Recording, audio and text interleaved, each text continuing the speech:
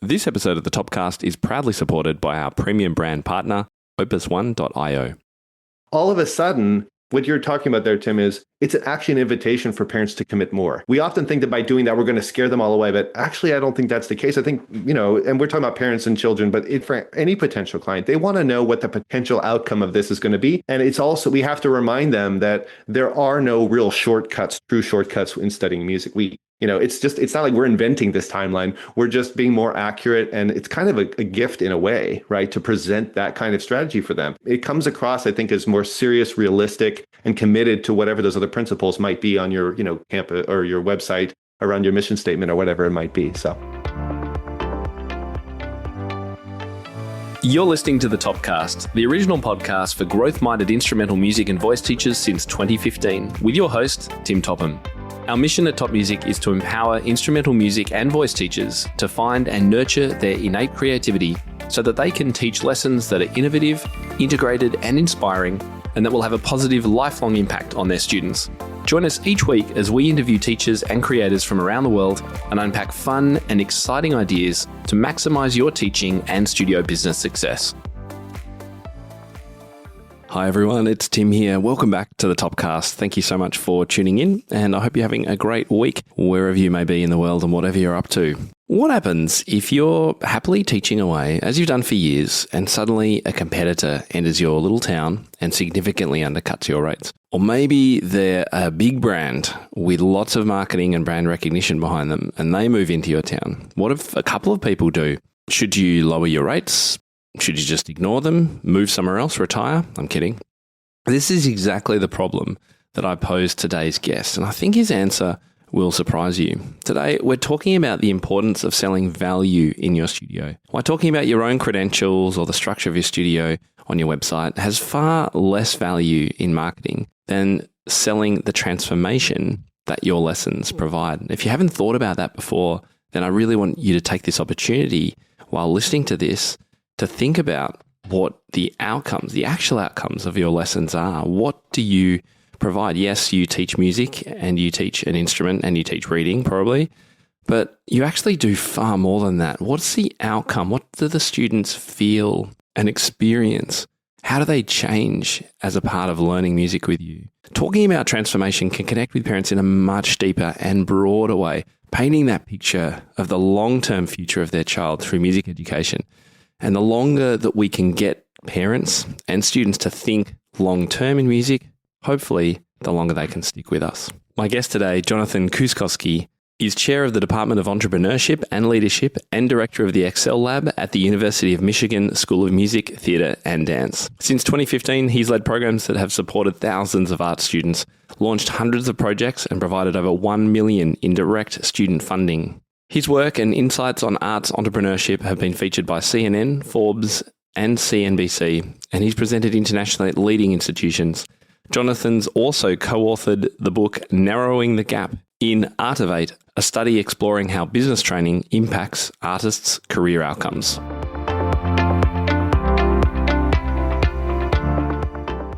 Welcome to the show, Jonathan. Great to have you with me today. Thanks, Tim. So great to be here. Thanks for having me. Now, you work currently in academia, but were you a music teacher first and foremost? Yeah, I was. Well, so my background, I grew up surrounded by the arts because my family, on my father's side, were a family of artists, first and foremost, their entire lives. And that's a whole other story, but, they came to Canada from Finland before I was born. And then we moved to the States when I was a young child, but basically they were their entire careers, their whole lives, they were, making art to survive. So literally, front of the house was a storefront, the back of the house was a factory, and we lived upstairs. My nuclear family and my aunt and my grandmother, we were all one big unit. And so kind of old world European style, I guess. But the thing is that they did everything. They from textiles to, 2D and 3D art. They did live shows and puppeteering, comic strips and other things like that.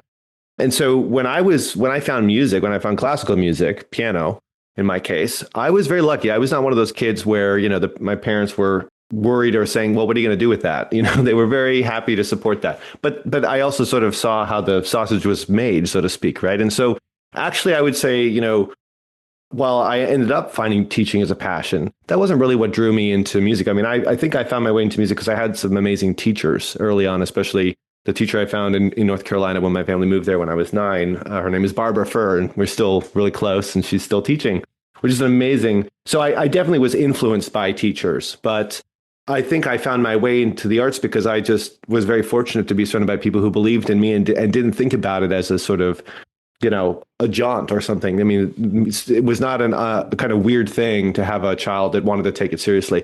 So when I went to college for music, I had done a little bit of teaching.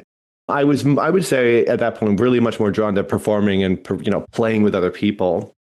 But I quickly fell into teaching in a way just by exposure, I guess.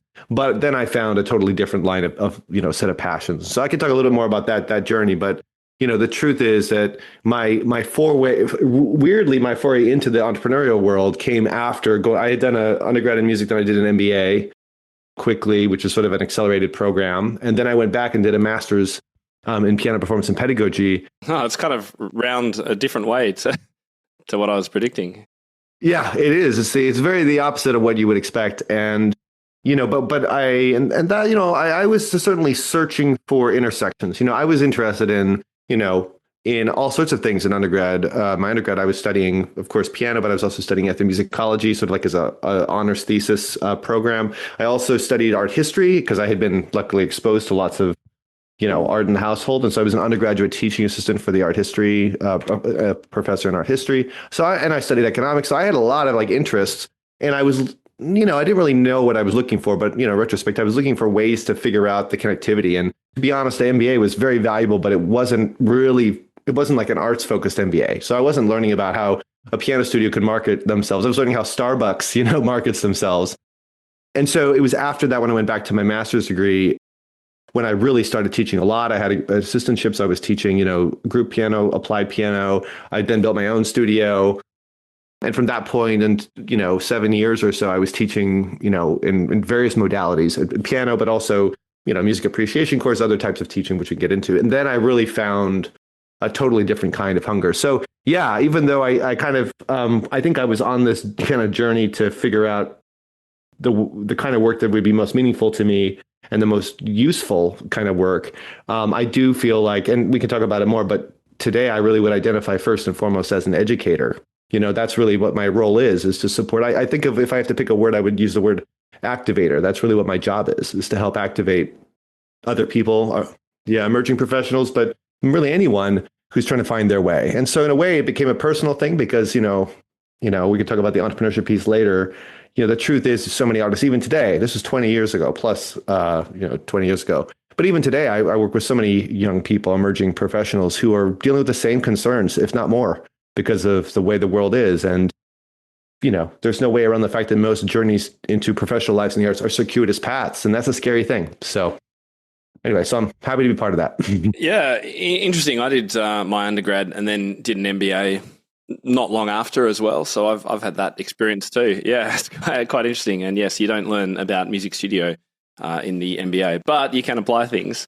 I was really interested to hear, as listeners will have heard in my introduction, that you're the chair of the Department of Entrepreneurship and Leadership and the Excel Lab at Michigan School of Music, which I think is amazing because in Australia, we don't really have entrepreneurship programs like you do for music in the United States. So I'm always really interested to meet people who are in this sphere because I'm so passionate about it myself. We've always worked at Top Music to help teachers with those two key foci, teaching, pedagogy, and business, because they go hand in hand. There's no point being a great teacher if you've got no students, etc. So I'm interested to know, could you just give us a very quick sense of your day-to-day kind of the teaching work that you do now as an activator, as you used? I thought that was a great word. Sure. And, I feel very fortunate, at the University of Michigan. One thing I should say is that actually there are a couple of unique, contextual pieces of information. So one is that we're a school of performing arts, which means we're one of the 19 schools and colleges at the University of Michigan. And in our colleges, about 1,200 students, we have 17 different departments, but that spans not only different music disciplines, but also performing arts technology, theater and drama, musical theater, and dance. And so our department, the Department of Entrepreneurship and Leadership, is one of those 17, but really is a service center. We don't currently have yes, we have an undergraduate minor and a graduate certificate, and we have courses and so forth that I'll talk about. But, we are really meant to, our vision is that every student who leaves their educational experience at Michigan equipped to build a sustainable, meaningful, and impactful life in the arts. And so that means lots of different things for lots of different students, and that was really eye-opening to me, Brad. I didn't go, even though I was surrounded by, in an informal way, lots of different art making. I didn't go to theater school. I mean, I wasn't, and those kind of educational experiences and ethoses are quite different. So today, I mean, we're very fortunate that we are a department, which basically means that as a chair, I have a faculty. It's about 20 people. There's 5 full-time tenure track or tenured faculty, including myself, but then also over a dozen, we call them lecturers. They're basically typically people that are experts in a particular area. They have their own careers, and they come in and teach one course on an arts management, arts entrepreneurship, arts leadership talk. It could be a legal issues focused thing. It could be financial management. It could be a whole host of sort of subject content area specialties. And so we're able to offer 25 plus courses a year. We have over 600 enrollments in those courses every year. And that's just one way for students to engage. I mean, for a lot of students, it makes sense, right? They're looking at their schedule and they wanted to learn more about X, Y, and Z topic in this entrepreneurship, leadership, management sphere. And if they take a course, they know that they can budget time for it, right? Because they have to. And so that's definitely one way that we support students. Now, I teach courses in the curriculum, but it used to just be me and a couple of other people. Now that we have a larger team, I'm spending a lot more time supporting and helping people who are teaching these other classes as well. Finding resources to launch new courses and support some of the extra curricular content, like service learning and so forth that might need to be part of a class, but it's not typically part, of a curriculum. And the other things that I'll say really briefly, because we have in our department this Excel lab, which you mentioned, that is basically a program office that actually predates the department. When I came to Michigan, I came to help build out the Excel lab. We didn't have a department at that time. And what's happened is, since we become a department, this is now basically the home base for all the co-curricular and extracurricular resources. So one-on-one career coaching and advising available to all students. We also, and alumni when they reach out, as well as a whole host of kind of one-off events. Those could be, resume workshops or other types of trainings, panels with guests and so forth. We also take students on trips to cultural centers to learn about different organizations and connect and network with people. But then the biggest thing we do is fund student projects, ventures, and internships. So we've just passed $1 million in direct support for students in those 3 areas. Yeah, we've incubated 50 student-led ventures over the last 10 years. And and supported hundreds of projects and internships at organizations all around the world. So, we serve about, I don't have the latest numbers quite yet, but it's between 65 and 70% of the student body in our school engages with us in one way or another every year, even though there are no requirements. And so we think that we operate entrepreneurially. Like we're kind of tasked with that. If we're going to be a service center, then we have to understand who we're serving and why. And that means we have to be able to adapt. I mean, the world in 2015 is different from the world today, right? So in many ways, we're constantly adding, tweaking, subtracting, evolving.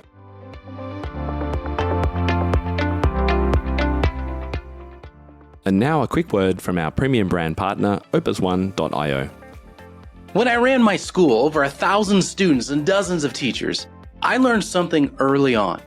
When your systems work, everything else works better. That's what I love about Opus One. It gives you back the one thing none of us ever have enough of: time. When scheduling runs smoothly, parents are happier, teachers stay organized, and you finally get the headspace to focus on teaching and growing your programs. I've seen it firsthand. Smoother communication, fewer mix-ups, and a noticeable boost in enrollment simply because families can find and book lessons faster. Opus One is built for music schools like ours. So every part of scheduling, from trial lessons to makeups, connects seamlessly. There's even a feature for auto-enrollment from waitlists, so you never miss an opportunity when a new slot in your schedule opens up. It doesn't just save time, it helps your whole operation run in harmony. And how does it actually work? Well, I'll break that down in the next segment.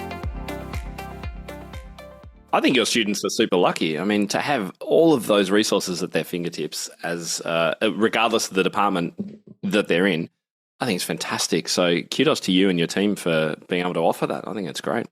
So I first reached out to you after reading a great article that you wrote in American Music Teacher. It was titled Quality First, Embracing the Power of Bundled Value, which was at the start of this year, January 2025.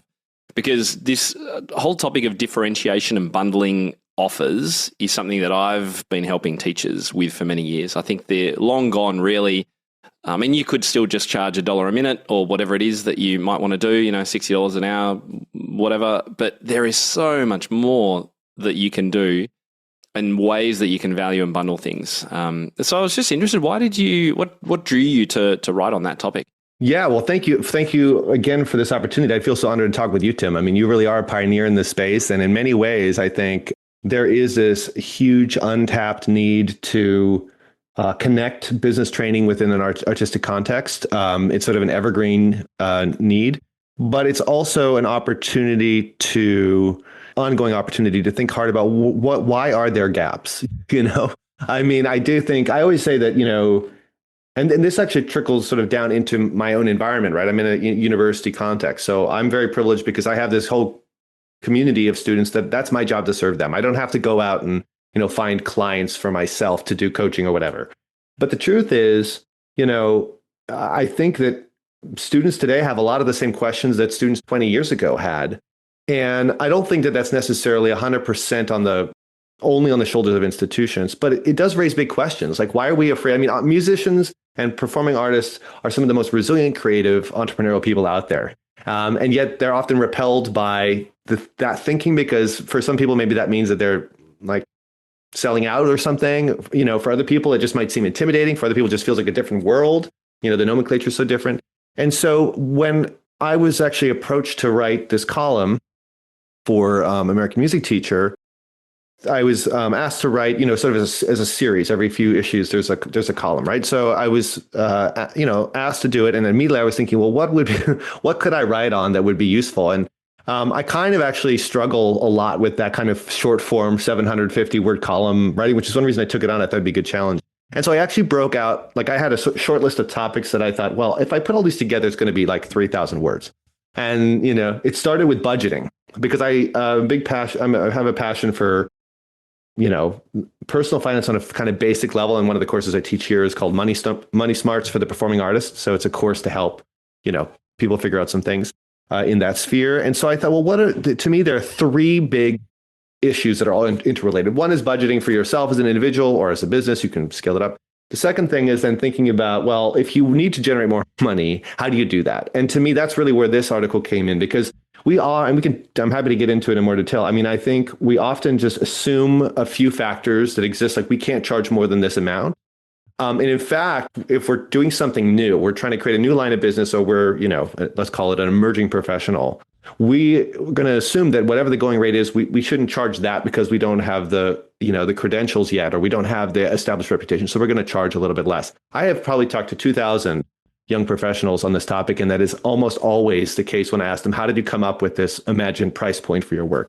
And so I just thought it would be, so the next step in that conversation is really this question, well, wait a second.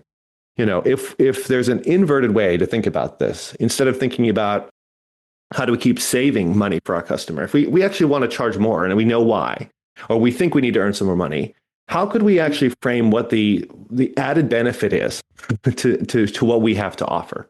And I'm speaking to somebody you figured that out. I mean, Tim, in a huge way. I mean, you can just go to, topmusic.co and see there's an incredible array. I think lots of people look to people like you and others in the world who figured that out, and they go, well, wait a second, I can't just copy that for sure. And what is my, array of value going to be? So my hope in the article was simply to introduce this idea that it's not just one thing. You're not selling just one thing. You're selling a set of attributes that are unique to you and to what you have to offer, whatever that might be. Whether it's just adding more students in a kind of traditional line of business or a different line of business. And it's really on your shoulders to figure out what is special about it and to articulate that. And if you can, then I think everyone's better off, because your community members will be not just more drawn to buy the thing you're selling, but they'll actually understand and probably experience the value in a greater way. So that was my intent.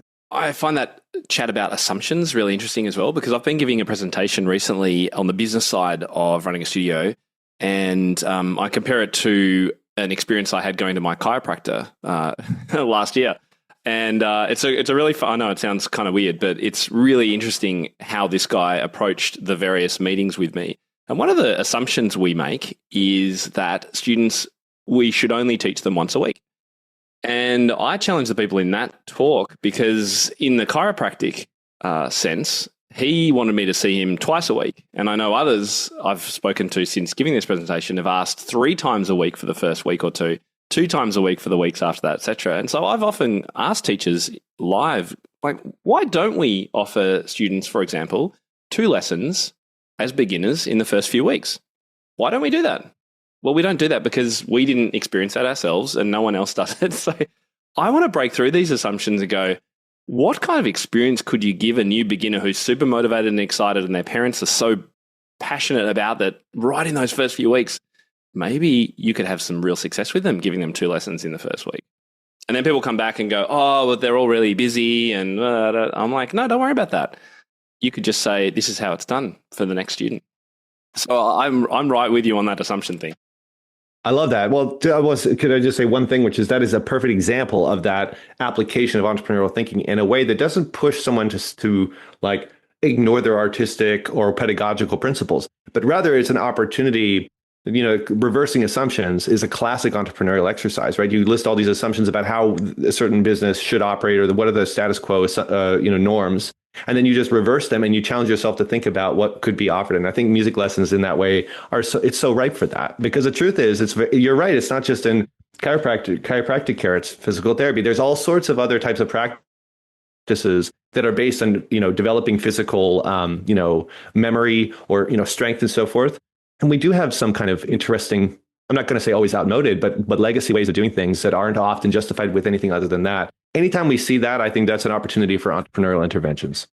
I reckon Richard Branson, he was a classic for reversing assumptions as part of his business, his whole business model, basically, wasn't it? It's like, oh, why have we done that this way? I'm going to do it the opposite way. I think that's cool. I love a quote that you shared, which I hadn't heard before, from Warren Buffett. He said, and you quote, "Price is what you pay, value is what you get." Why is it important for music teachers to consider the value and share and talk about the value of their offering, not just the price? Yeah, such a great question. And yeah, thank you for, I'm generally a fan of Warren Buffett. Warren Buffett has quite a few sayings that are pretty crystalline. And that's one that I think is actually, it's apropos what we're talking about now. So I think about value is the relative worth that you perceive or experience for what you're paying. So in other words, if you experience great value, that has to do not just with how much you paid, right, but for how effective the offering is when you consume it relative to what you hoped for. And so, right, so you could imagine or how, it's relative to how effective it was relative to how expensive it was to purchase, right? So we can experience great value spending a lot of money on something. It's not only when you get that 2-for-1 special at the supermarket.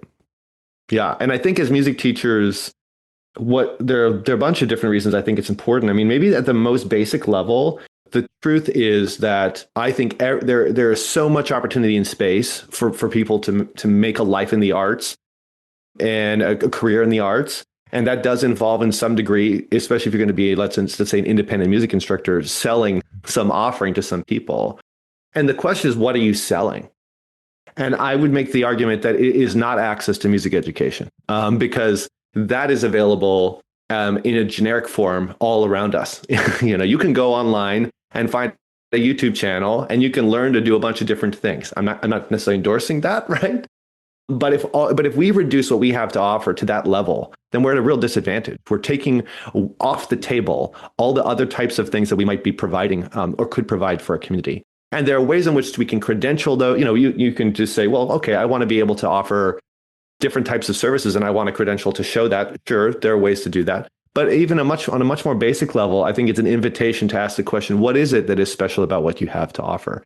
And that leads us to a whole nother, I'm happy to stop there because I feel like we should probably talk about terminology and stuff too, because value, we use it all the time. It's also kind of used when you read, business writing. It's sort of it's a very specific thing, but that's really why I think that that's really important for us.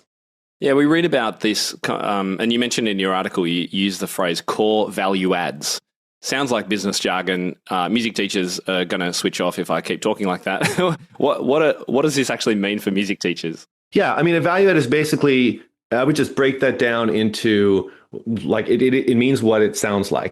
A value add is the way in which the thing that you're doing for the world positively impacts the person receiving it, right? When you're teaching a music lesson, there are many layers, potentially, or types of value adds to your life, right? I mean, for some parents, it's they see the educational benefit of learning music. They don't know what that's going to lead to. That they may not be. Most people that take music lessons don't show incredible talent, early on. So it's not like, oh, I'm going to get my child in queue to get a scholarship one day. There's some basic benefit that we hope that our child might get. Maybe we experienced that as a child. Maybe we just love music. Maybe they seem to like music. Maybe for some people it's just like 30 minutes that I don't have to deal with childcare. I mean, they're also right. There are practical, sort of functional utilitarian benefits. And that's really the world of entrepreneurship more traditionally, is talking about, what are the specific unique attributes of the offering in terms of what it is actually doing, but also how it's being delivered that makes it stand out from other offerings. And so in the article, I'm referring to a Harvard Business Review article that talks about these different types of value that you can bundle together. So functional value, like, does this thing that I'm purchasing, a product or service, is it saving me time, money, risk? Is it avoiding confusion? Is it a more efficient way to get to what I want, whether that's new knowledge or any other kind of practical benefit? Is there emotional benefit to this? Like, how is the thing that you're offering creating joy? Is it fun and rewarding? Does it reduce anxiety and convey beauty? Hello, we're talking about music. That should do all those things, right? Is it life changing? There's sort of a hierarchy. I'm happy to share the link so you have that as well, Tim. But there's an image that's sort of reflected on or inspired by Maslow's hierarchy of needs that shows these different layers. So sort of higher up are these life-changing values. So I would say, okay, well, how can music be life-changing? Well, I think we can intuitively say if we're in music, we can think about the ways that it can be. But I would use a more concrete example. It's very, very common to see the term student-centered teaching in descriptions around teaching. And I always ask the question, what does that mean? Anybody can say that. That's sort of like saying you're good at communication. I don't know if that means you're great on email or if I want to have a coffee with you. Like, there's so many different ways to do that. And I do think that student-centered teaching for me is not only measured in, let's call it, the accolades and successes, of your individual students, but rather, if you look at a trajectory of those students' lives, do they look back and go, whatever I'm doing in my life, that was really important and meaningful. And maybe I learned something that's different and I've taken with me. It's a sense of confidence in myself. It's a sense of discipline in how I carry my day-to-day, responsibilities. Maybe it's something else. It could be more tied into some musical skill building and so forth. But I think if you interrogate that question, there's actually a lot of potential in music teaching and other types of offerings within the music teaching, marketplace that really is life-changing, can be. And then the fourth one is, sorry, go ahead. Yeah. No, I was just going to say, on the student-centered teaching, like, that's one of our pillars at Top Music. And for me, student-centered teaching, if I look at it from the teacher's perspective, it's about honoring each student individually and giving them some agency in what they're learning. So we're not dictating, like the old school teacher on the raised pedestal, dictating everything that's happening. That's not student-centered, in my opinion. Student-centered is when, yes, there is some parts where the student will have choice in what they do. There's some parts when the teacher has, and it's a much more shared approach. I totally agree with that philosophy. I wondered too, if that kind of commitment asks a lot of the teacher. I mean, it means that you've got to stretch and learn how to teach all sorts of different ways, different modalities, maybe different styles of music. Yeah. I mean, it's a really high bar to live up to. And I think, this is an opportunity where we can actually throw the business language out the window when we really talk about, what the purpose, becomes a question of teaching philosophy and what's the purpose of what's getting you in the room. I think most teachers would love to be able to do that. But it's very intimidating. But the thing is, if you claim that you really believe it, that is also sort of a call to action for yourself. And maybe you're never going to be able to teach everything that every student, teaches, nobody should focus on that, I don't think.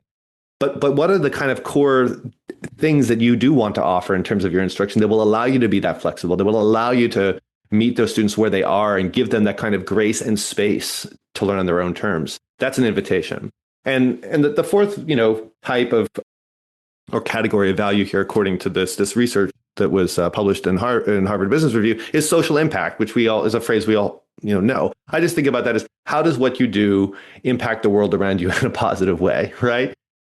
So I do think that, we can talk more about like, what does that actually mean for, I don't think it's fair to ask any teacher who's trying to improve, let's call it the bottom line of their studio, to say, I'm going to do all of these things at once.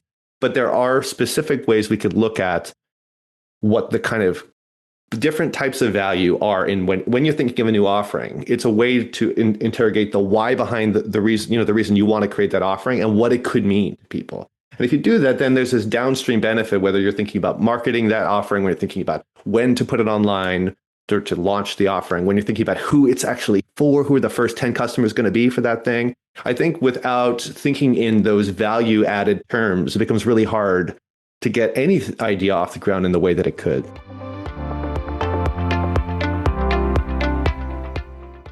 And now a quick word from our premium brand partner, opus1.io. With Opus One, scheduling practically runs itself.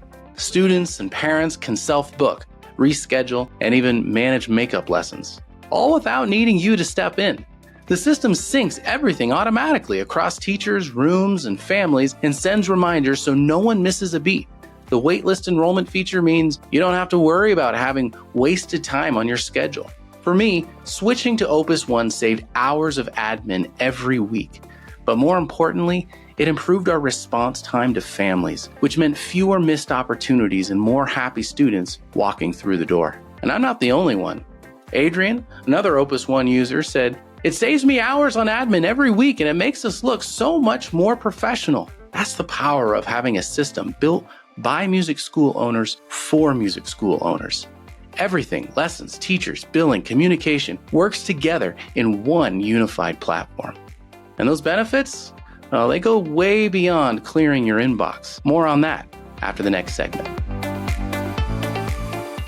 I also encourage teachers to think about the transformation that their product or service, their teaching, gives the student and also their family, and to put that front and center on their website. So it's not about, I have these awards and accolades and I'm a great teacher and they're going to have 30-minute lessons and they're going to be fun. It's what is this actually going to give the child? If you are running a more rock band, this kid is going to be on stage within half a year and they're going to rock it like an absolute rock star with the microphone and the guitar, whatever it is. If you can think in terms of transformation, I think that's valuable. It's also the same way as thinking benefits rather than features, to take it marketing style, right? And I think about that on my website as well. I could tell everybody all the features of being a member of Top Music Pro and the thousands of this and all the videos on that. But what's the benefit of the 1,000 videos? Well, you're going to be more confident, those sorts of things. Do you recommend teachers think this way as well when they're putting their bundles together? Absolutely. I mean, I think, I do. Probably slightly different language, but everything you're saying resonates with me directly. I mean, I think a lot about, so not to go more jargony, but another term you're going to hear when you're in the entrepreneurial world is the value proposition, which is basically a way of describing what we talked about, right? What's the unique mix of not just features, but kind of elements, right?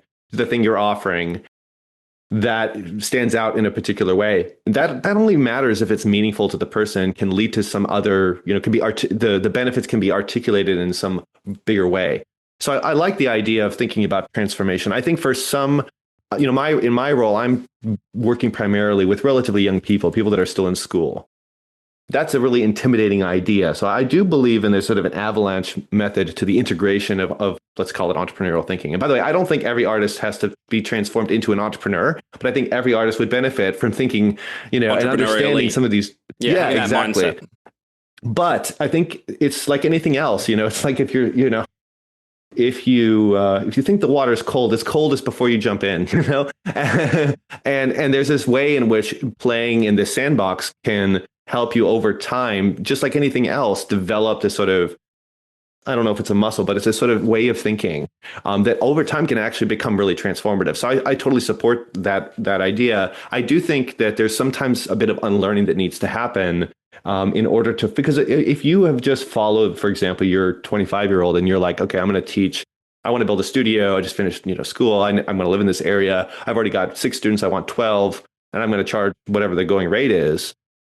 If you go to them and go, you need to rethink the transformational potential of your teaching.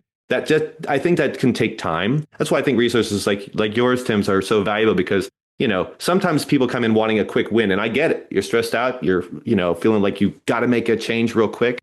But we would never, thinking pedagogically, we would never ask a student who came in to their first lesson and did a 5-finger pattern and who showed promise to learn a Mozart concerto the next week. I mean, we know that it's going to take time. And I think it's the same here. But anyway, I totally resonate with what you're talking about. So I want to give you a bit of a scenario. So let's say a hypothetical teacher, and because I know this happens quite regularly, actually.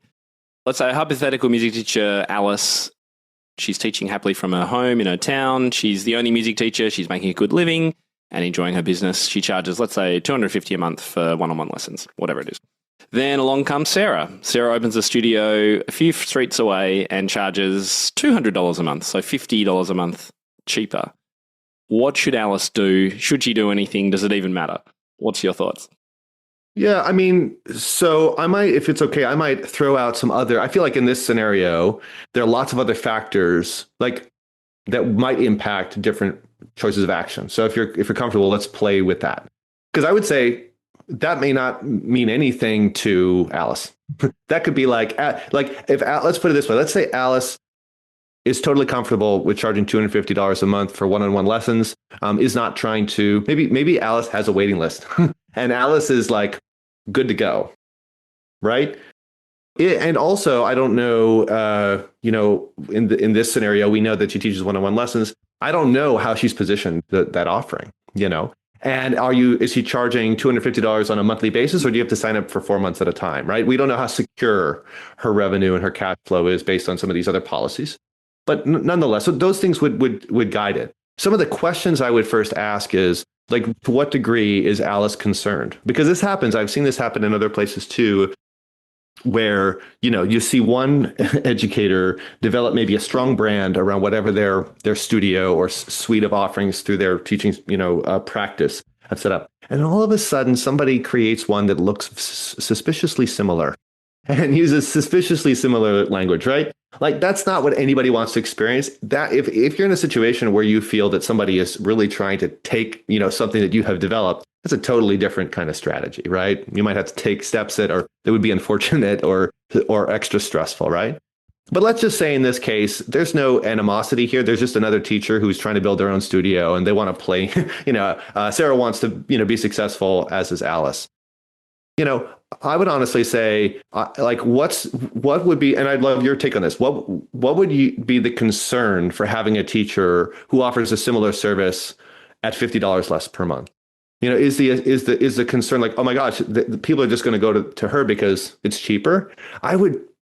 Yeah, I think there is that fear. Let's say even it's like $100 a month cheap.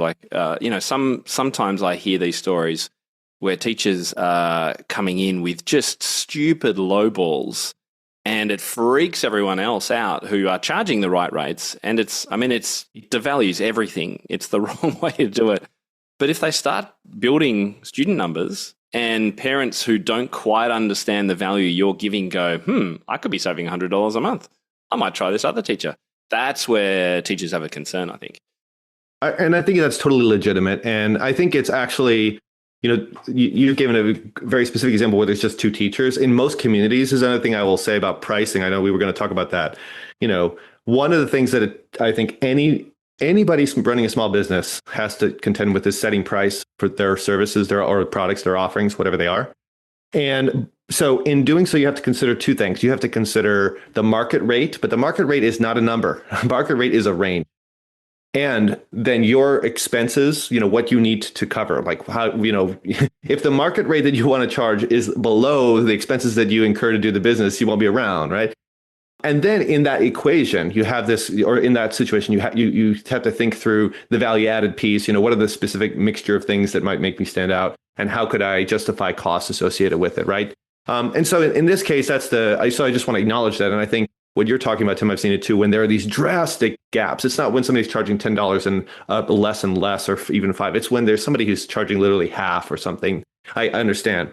But I would say for Alice, if Alice is feeling, this might be an opportunity for Alice to do a little bit of, market research follow-up to just understand, are there others that are, is she seeing students leave in droves? If she has a bunch of students that are leaving immediately, there may be questions about the offerings itself, but I would also say it's a policy question. I mean, I definitely think and this is not an absolute thing. I think every one of these kinds of situations has to be contended with or advised on a case-by-case basis. But I also have seen a case, in many cases, where people don't really have their houses in order in terms of the structure of what it means to sign up and your commitment to your studio. And those are the moments when somebody who's not that serious can take the easy out and go, well, I'm just going to save $50 a month.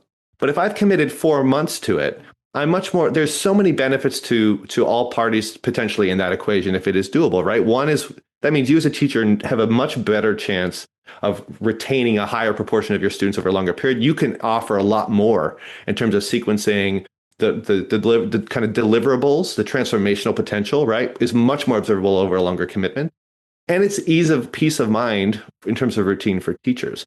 And in those situations, I think saving $50 a month, it's less likely they're going to drop, and it's more likely they might come to you and talk to you and say, or something, they're going to have to if they want to leave early or whatever. So I think that some additional market research within your own kind of client pool, but also within the community, is helpful potentially. But the other thing I would say for Alice is, if you're feeling nervous about this, why are you feeling nervous?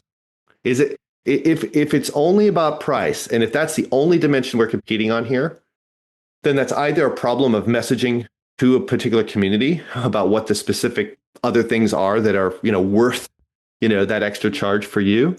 It's either a miscalculation of the market rate, but in this case, maybe not, because I'm assuming that Alice had a healthy studio. Because the thing is, there are more than enough potential students potentially to go around for 2 teachers, right? Even in a small community. I know that's oversimplifying things, but we often have the zero-sum game approach. If one person gets a new student, that means I'm going to lose a student.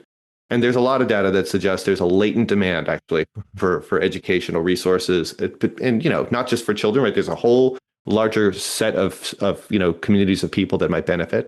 So there might be an opportunity for Alice to think about, are there things that you want to do? If you're worried about losing a student here or there, that's pretty precarious. Is there another kind of offering or a way to enhance your offerings that wouldn't manipulate those people into staying with you, but would actually just make it easier for them to pay that extra $50? And now a quick word from our premium brand partner, opus1.io. When we switched to Opus One, I realized how much mental energy I had been losing to admin. All those late night, just 5 more emails moments disappeared. The stress of feeling I had to check constantly the school's inbox. Suddenly, I had time and headspace to focus on what actually mattered. I started mentoring my teachers again. I got to know more families personally. I even had time to brainstorm creative new programs that brought in more students. That's when it really hit me. This wasn't just about scheduling. It was about freedom, to lead, to grow, and to inspire. So if you're still living in your inbox or juggling a dozen calendars, it's time for a change. Visit opus1.io to book a demo and see how it can transform your week and your entire business. Because when you're not buried in admin, you can get back to what you love most, inspiring the next generation of musicians. That's what Opus One is all about. I'm really glad you've brought that up. It comes back to that idea of value adds, I think, having packages so you're not as easily comparable to the others in town. If you're all just, okay, it's $60 an hour for piano lessons, and that's all I'm offering, then that's a very easy one for parents to weigh up differences. It's like saying, well, I charge $5 a brick and I sell bricks, and the guy down the road is charging $3 a brick. Well, why wouldn't I go down the road for $3 a brick? That would be silly not to. But we're not selling bricks. We're selling potentially this, obviously, transformation, but also, what else could you package in with, like you've said, that 4-month plan that maybe they get a recital at the end of that. Maybe they get some swag, they get a bundle, a folder, they get some workshops on music theory bundled in, and all of that is bundled into your price. Then you can't compare Alice and who was it? Sarah? Yeah. Because the offerings are different. I think that's absolutely right. And yeah, and it's this bundling. I mean, there are these kinds of we should be clear too, because I think you're spot on. Like, you're talking about these other things you can bundle together. That also is the outgrowth of like effective strategic branding and understanding what you're going to offer and how it can connect to these other offerings. Not that every person that uses product A is going to use product B, but sometimes that wayfinding function of being a curator of other resources can add this exponential educational benefit to somebody who only thought they were going to get piano instruction. Now all of a sudden they're learning how to read charts and they're doing all this other kind of stuff and they're playing with a band even without having signed up for the band. I mean, I think that's the other piece that we really are, in music, there is this amazing lineage, even though we're talking about, innovation and thinking differently. There's this incredible like legacy of learning from person to person that is passed down through history. And that is one of the special, unique things, right, about this field and about doing this work. And so I think there's an innumerable set of opportunities to tailor that based on what you can do, what you can imagine, and collaboratively too, right? Maybe it's a joint venture with some other teacher. You're going to do some stuff together that, is based on the chemistry you have with that person, right? Like there are actually ways for one person's success to benefit others in the community. And I love thinking about that too, from a business perspective. Those win-wins are great. And it comes down to that mindset again. We're back at having that entrepreneurial mindset, and I don't want to scare people by saying that. It's just having a mindset of abundance and thinking broadly about how you fit into the bigger ecosystem of your area, I think. I'm interested to know, we've been talking about packages. A lot of teachers charge on hourly rates. I think fewer now. I think more are doing sort of monthly schedules, I think. I think one of the outcomes, though, of thinking more in the way that we're talking about and bundling value and things is that maybe one-on-one hourly rates don't really make so much sense anymore. Are you seeing that trend to more recurring billing, packaging, that sort of thing? Yeah, well, yes, I would say yes. Yeah, I definitely would. I mean, I would say this. I do believe that there are all sorts of different kind of goals and aspirations within music teaching. So for example, the Music Teachers National Association does a survey every couple of years. And the most recent iteration, this is of course really focused on North American teachers, to be clear, but came out last year. And it showed that a majority of people who are within that professional association and who identify as teachers do not identify as full-time teachers. They're like 30 hours or whatever a week, or just under that actually. And so that the point is that, and there's no judgment there, but the truth is like a lot of people go into this because they have a certain like lifestyle. I need to make a certain amount of money to be able to survive. This is my passion. I want to teach. I want to do these things. I want to live a balanced, healthy life, but I'm not trying to go for maximum scale. I'm not trying to reach, 10,000 people or whatever, And I do think for folks in that situation, then the question becomes, well, like, how do I achieve those goals, but also do meaningful work, right? Like there might be an easy way to quickly throw up some kind of group class and charge a small amount for a lot of people, but then I'm not sure I'm going to get those people. So I think there's this default. We fall back to the default of one-on-one lessons because most of us experienced it. Most of us lived it. Most of us understand how to do that. We also understand how to position ourselves as teachers in that way, And so I think these other pressures around, like you were talking about, the intimidation factor of entrepreneurship, that can be really distracting when you don't have a clear sense of like what you're trying to rectify or change. and if what you want to change is just short-term cash flow, then I think there are other questions that need to be asked there. It's not just about, bundling packages, but it's understanding what's the right price point for what you're offering. It's looking at policies, I mean, there's still, for example, big questions I think outstanding about, well, do you offer sibling discounts, right? And a lot of the kind of, I think stresses come out of this expectation that on the one hand, we need to have policies that will protect our revenue, but also don't completely commodify the offering, right? Because I do think that there are probably many situations where you do want to be able to provide discounts and other types of things, and you shouldn't be faulted for doing that. But I think that has to be folded into the strategy. So yeah, I mean, in general, I think moving away from, for example, pay as you go every lesson every week to a more kind of term based, you're signing up for fall or for winter, you're paying on a monthly basis, and maybe paying for that monthly provides some flexibility. You get 3 lessons plus 1 group class, or what, there are lots of ways you can mix up the modalities, but that has to be put in. And that's where I think the variables get really varied really fast in terms of what people want. Yeah. So any sort of final other thoughts about pricing lessons, or, people undercutting value, any sort of packaging and those sorts of final remarks? Yeah, I mean, one thing I would say about pricing is, okay, there's no way around it if you want to, enter any new business. So let's say, you're aspiring to be a professional plumber or something. Anybody who wants to do that and build their own practice doing that work should understand what the market rates are in their area. But that should go beyond just how much is being charged, right? The median or the average amount. Because I mentioned it briefly before, but when you're developing your price, you have to understand not just what that market rate is. Obviously, you don't want to come into a new place as an unknown entity and charge 4 times the going rate either, probably. But you understand what that range is, and then also what your costs are. And what that means is just like, you think about, you get an invoice from any business, they should be able to break down for you what the material costs are for the thing that you bought and the labor associated with it, right? Not that, it's just piano teaching is the same as, going to the mechanic, but I'm living close to Motor City, so we'll mention cars briefly. I don't think it's that different, because I think when that's not just good business practice for you, because it ensures that you can find a rate that is going to be enough for you. But it also gives you another really, really powerful tool, which is to say, when somebody asks you a question, why do you charge what you charge? You can actually answer that question.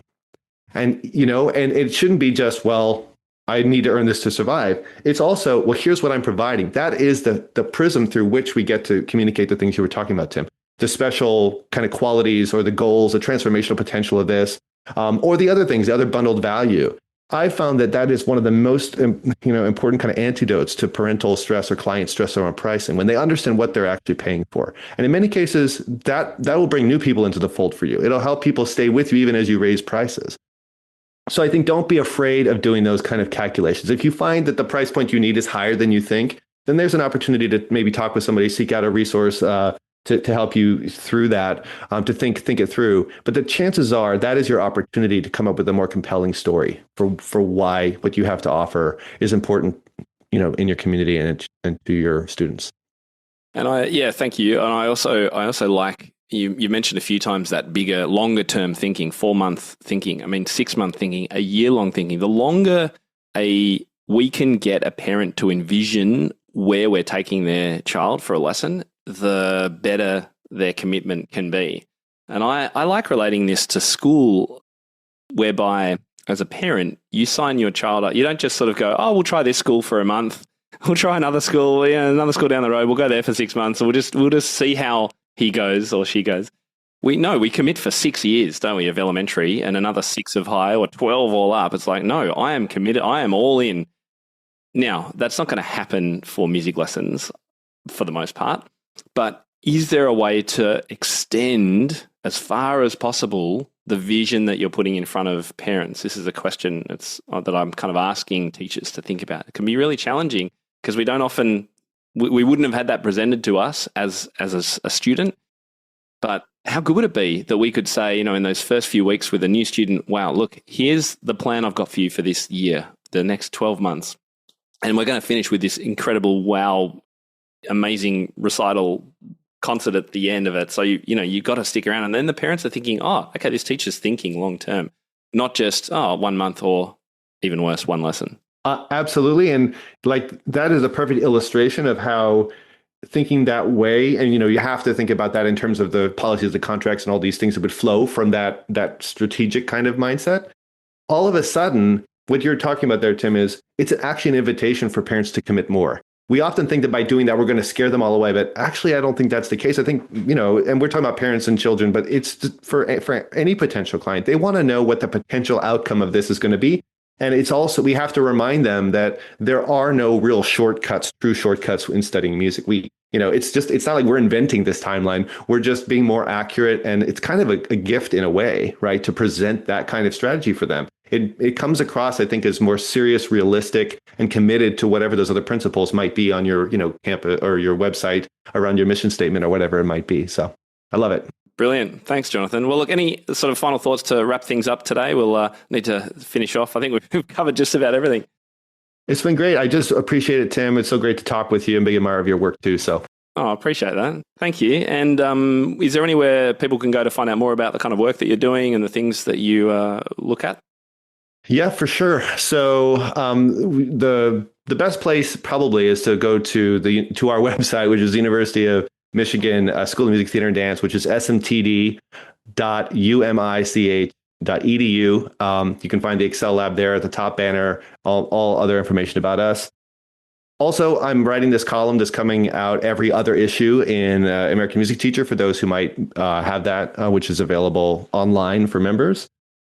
And I think I can share my socials as well if anybody wants to follow that too. We'll put the link that you mentioned to the Excel lab and your socials in our show notes page. Fantastic. Jonathan, it's been an absolute pleasure. I've really enjoyed hanging out. I think we could talk for a lot longer over a glass of wine or a G&T or something.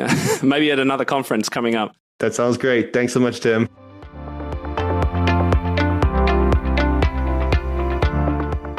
Well, I hope today's show got you thinking a little bit about that transformation, about thinking towards the future and helping parents and students have that bigger picture vision of what you're trying to achieve for them. You do so much more than teach music or teach violin or piano. You are transforming students' lives, and we need to shout that out to the world, okay? So I hope it was helpful. Make sure you do check out our magazine for this month. It's all about this idea of streamlining your studio. We're talking all things business this month. Head over to topmusic.co/magazine. If you haven't got your free copy, make sure you sign up and subscribe so we can send those to your inbox each month when they come out. Thanks again for joining me today. I hope you've got lots of value from it, and I look forward to speaking with you again this time next week. Bye, everyone. How do you keep up to date with all the latest trends and research into music education? How do you connect with other teachers around the world and make sure your teaching stays fresh and relevant for students of all ages and stages, both now and into the future? I created our Top Music Pro membership to be the one-stop shop for music teaching resources, training, support, and community, and I'd love for you to come and join us inside. With over 40 comprehensive training courses, hundreds of teaching demonstrations and lesson plans, free monthly sheet music, discounts, and all the business and pedagogy support you could ever need, Top Music Pro is the community you've been looking for. If you're ready to level up your learning from the podcast and join thousands of other teachers in our global network, head over to topmusicpro.com today. If you enjoy this show and want to hear more of our work, be sure to subscribe to this podcast wherever you're listening today. For links and resources mentioned in this episode, visit us at topmusic.co/podcast or check out the show notes.